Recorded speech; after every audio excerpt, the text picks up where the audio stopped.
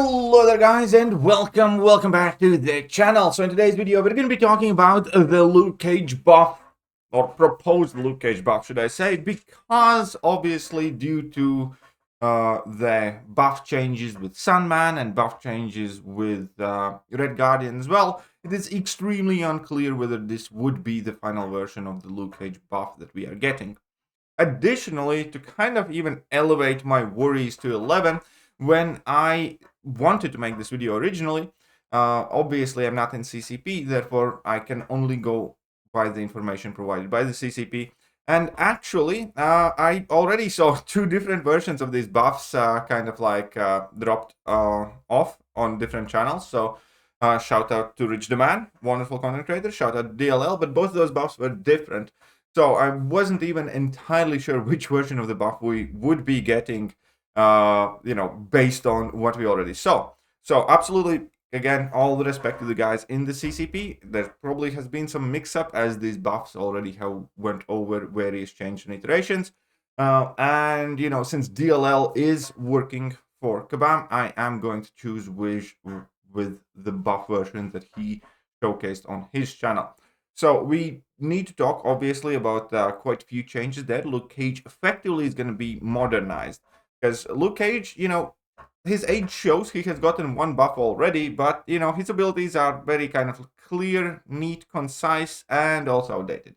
There's just not quite enough going on. It's not quite effective. Like, on paper, if he was more effective version of himself, he would be a very solid character with that Indestructible, with that stun loop, with the concussions, with the ability to reverse opponent's power gain. That screams like a good science character for sure. And Kabam is, by the looks of it, largely, bringing his kit into the modern day, making it more effective, which I do like. There are obviously some drawbacks to the buff as well. Like the first thing that you immediately will notice is that his Indestructible cooldown is going to get increased by a whole 10 seconds minimum, which kind of, again, seems, why, but okay if all of his other kit works that much better. Again, it is very risky to get excited of the version of the buff that we are getting right now. Based on what I have seen personally, I like it. I think he's going to be a solid character. Will he be good enough to compete with the top of the science class right now? That is the big question, because, we can get a solid champion buff, and it might just be that. The champion will be just somewhat better, but not necessarily make an impact on the game. Which I suppose is fine, but it also takes quite a lot of excitement from these buffs if they're not geared to be kind of like in the upper echelon of the class of the champions. So it remains to be seen whether, Red Guardian is going to get up there and whether he's going to get some love and attention. Might be tricky. Remains to be seen on Luke Cage as well. Red Skull has been impressing me very much. So Red Skull is actually one of my favorite tech champions in the game currently. Absolutely love Red Skull. There's going to be a Red Skull video coming out because the dude is amazing. Right. Anyways, let's just get through the points of his buff. So he still has his bleed immunity, basically, but they are adding a nod to his bulletproof skin, basically reducing damage he's taking from all physical projectiles. Incoming non-contact physical hits get their damage reduced by further 30%. I think it's, it's a more of a flavor ability. I don't think it's anything that's going to majorly shape his kit, but I kind of like that they did it.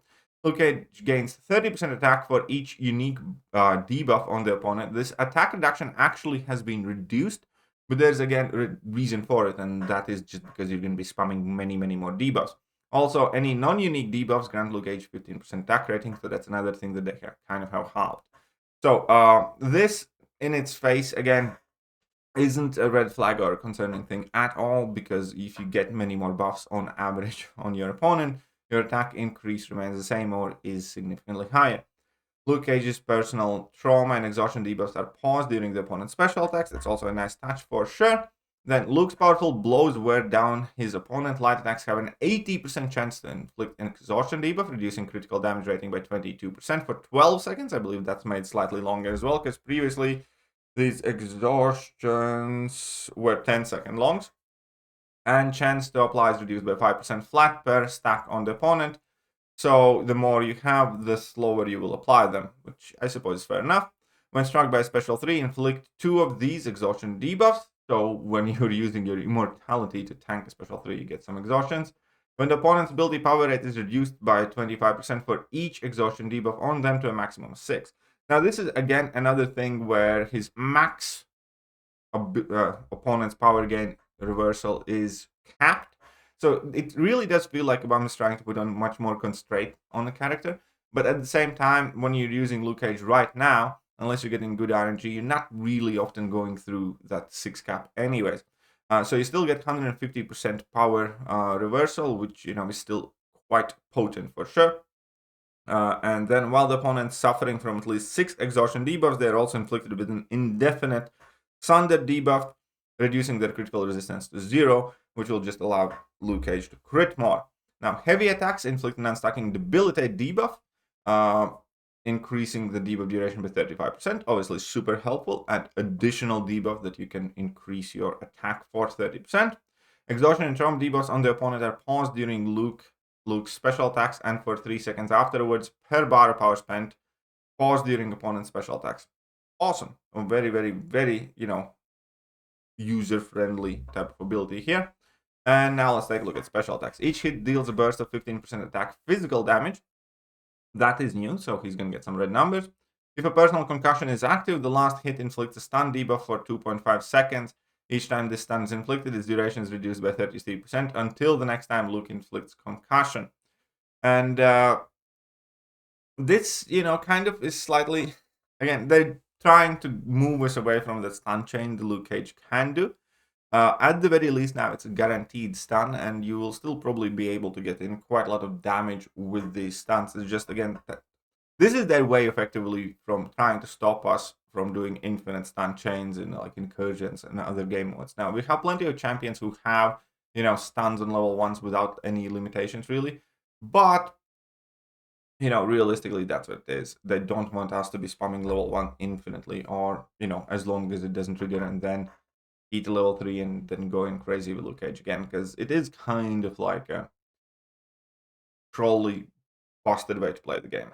So kind of get it. I'm not necessarily saying, I wouldn't enjoy if he had the stun chain still, but you're still going to be able to deal a burst of physical damage, and you're going to be able to go for a moderately long stun chain. You're just not going to be able to do it forever, pretty much. Consume up special 2. Consume up to 5 personal exhaustion debuffs to inflict a concussion debuff for 20 seconds, reducing ability accuracy by 15% per debuff consumed, so up to 75% concussion, which is a very, very potent concussion. And against mystic opponents, applying additional concussion if 5 exhaustions were consumed, so that's 150%. So you can shut down completely all mystic abilities or make most of the other abilities fail. Again, I think it's fairly solid. It's not quite the 100%, but concussions rarely are in this game. Still quite rare to have a science champion with such a potent ability accuracy reduction mechanic, which, could be his key or ticket to usability and relevance in the game, to be honest. I think this is one of the more useful and needed, abilities in science class. So kind of, nice to see it. So it doesn't, again, change the identity of what he was able to do. It just, with him applying much more exhaustion debuffs, it seems like something you will be able to consistently do much easier. Now, inflict level 3. Inflict an unstacking trauma debuff, 20% trauma debuff for 30 seconds. It gives you additional bits of burst. I'm going to be honest, I wish the trauma was somewhere else in the kit, because whenever a champion has some interesting or cool abilities in their level 3, in 95% of the fights, it means they're not going to be used. It's the same thing if you take a look at I don't know, champions like Stacking and Spider-Man. Did you know that Stacking and Spider-Man, for instance, can prevent wait. His level 3 has an awesome ability. 100% chance to ensnare the opponent for 18 seconds. Ensnared champion suffers 30% reduced ability accuracy and cannot trigger passive await effect. So Stacking and Spider-Man is legitimate await counter, right? Except most of the people even playing Stacking and Spider-Man don't even really know this ability, or probably have completely forgotten about it, because that's where the abilities go to die in the level 3. Anything on level 3 is, in most cases, irrelevant unless you have some potent power gain mechanics or something of the sort. So you know, it is what it is. Wish it was literally anywhere else in the kit, but fine, I suppose. That's how the things goes. Inflicts 4 exhaustion debuffs, each reducing critical damage rating by 22%. Max stacks 4. That's fine. You know, nobody's going to use the special anyways, pretty much, unless you accidentally get to level 3. Bulletproof skin grants Luke Cage an indestructible passive for 4 seconds when struck. So the max duration of this indestructible has been increased, as well as possibly the most important change to his buff kit.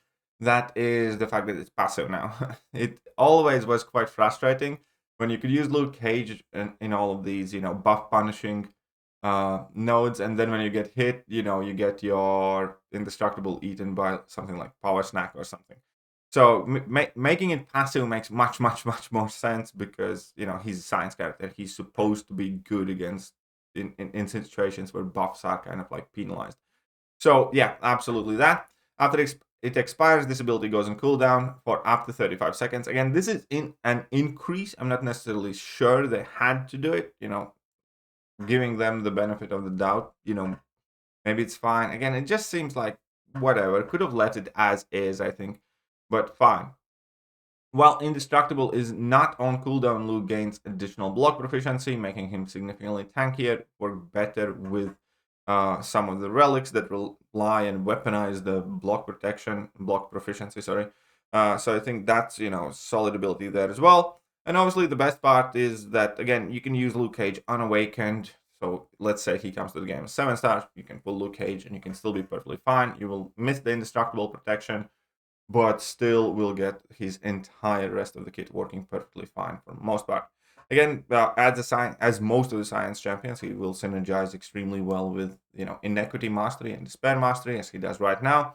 But overall, the main key kind of like point to his buff, I would say, goes from the fact that his exhaustions last longer. You can apply significantly more of them, and it's easier to apply them. They get paused during your and opponent's special attacks.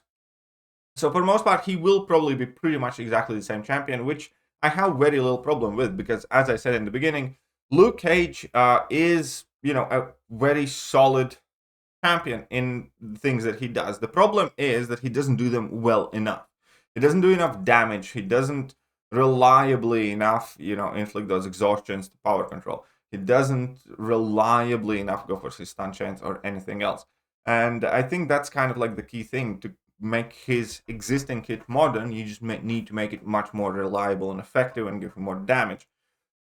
Hope Kabam has done just that, and enough of it. Again, will he be able to compete with the top of the science class? I don't know. I really don't. There are a lot of you know, awesome things about him, but again, you need to take in consideration that he's a champion, for instance, with very little to no defensive utility, right? And that would be perfectly fine, except we have Scorpion, who, you know, is a tremendous attacker and a solid defender. We have, you know, Photon, insane defender, solid attacker. We have Spider-Ham, who's solid, mixing up both on attack and defense. We have, you know, plenty of other champions like Void and Titania that can do well on either side, like even Spot and, you know, so on and so forth.